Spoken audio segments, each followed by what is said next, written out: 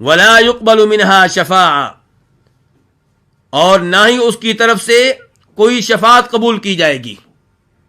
یہاں پہ اللہ رب العزت بیان کر رہے ہیں کہ روز قیامت شفاعت کام نہیں آئے گی، اور یہی بات دیگر کئی آیتوں میں بیان کی گئی ہے، اور کئی آیتوں سے پتہ چلتا ہے کہ روز قیامت شفاعت کام آئے گی۔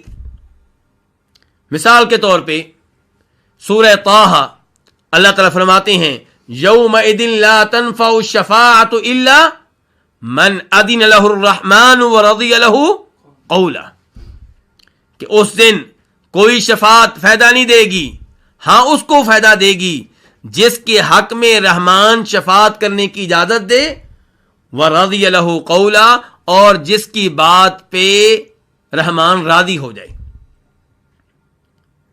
جبکہ سورہ مدثر میں اللہ تعالیٰ اس آیت کی طرح ارشاد فرماتے ہیں کہ ما سلککم فی سقر قالوا لم نک من المصلین ولم نک نطعم المسکین وکنا نخوض مع الخائضین وکنا نکذب بیوم الدین حتی اتانا الیقین فما تنفعهم شفاعۃ الشافعین، کہ جہنمیوں سے سوال ہوگا تم جہنم میں کیسے پہنچ گئے؟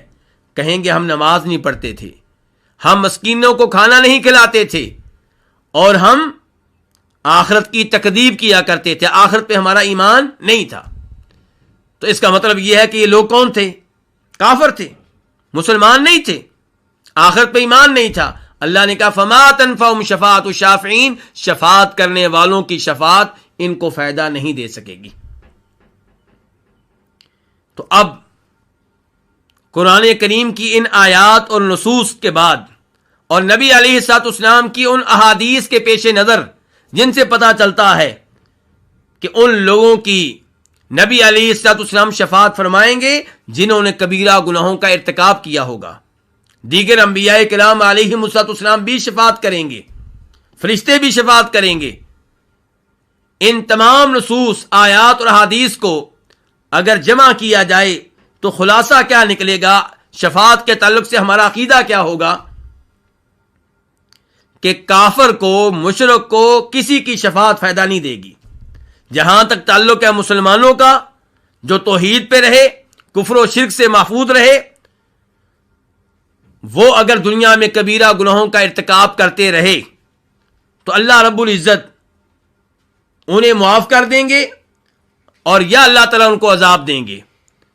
تو عذاب بھگتنے کے بعد انہیں جہنم سے نکال لیا جائے گا، یا کسی کی شفاعت کی وجہ سے پہلے ہی نکال لیا جائے گا، یا جہنم میں داخل ہونے سے پہلے ہی کسی کی شفاعت کی وجہ سے معافی مل جائے گی۔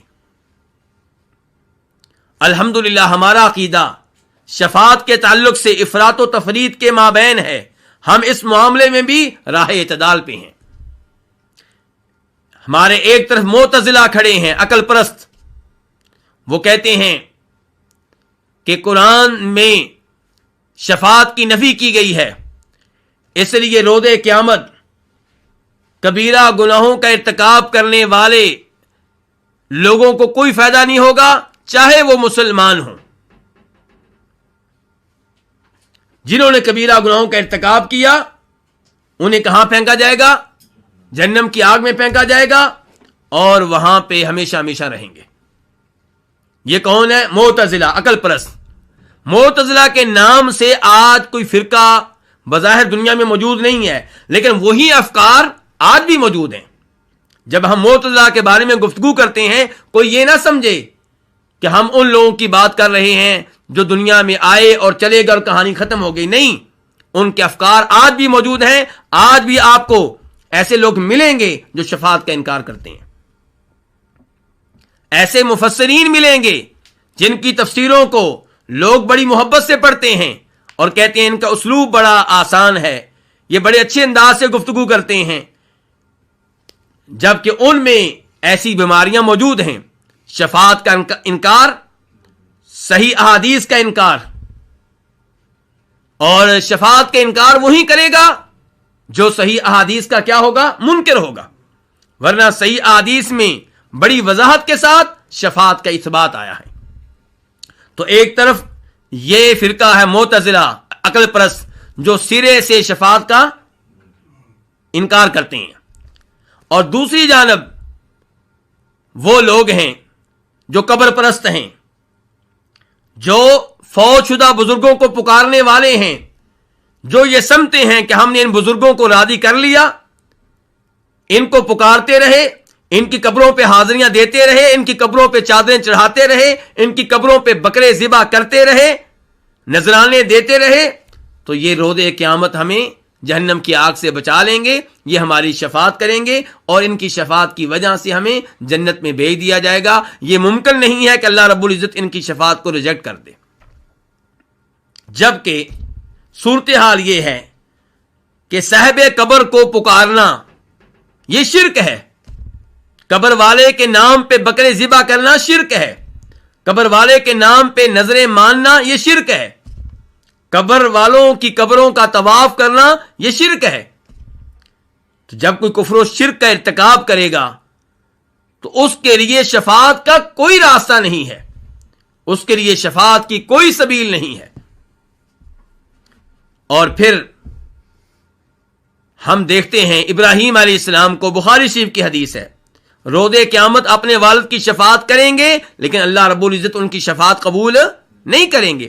ہمارے نبی علیہ الصلوۃ والسلام اپنے چچا ابو طالب کے فوت ہو جانے کے بعد ان کے حق میں شفاعت کرتے رہے، دعا کرتے رہے۔ اللہ نے کیا کہا؟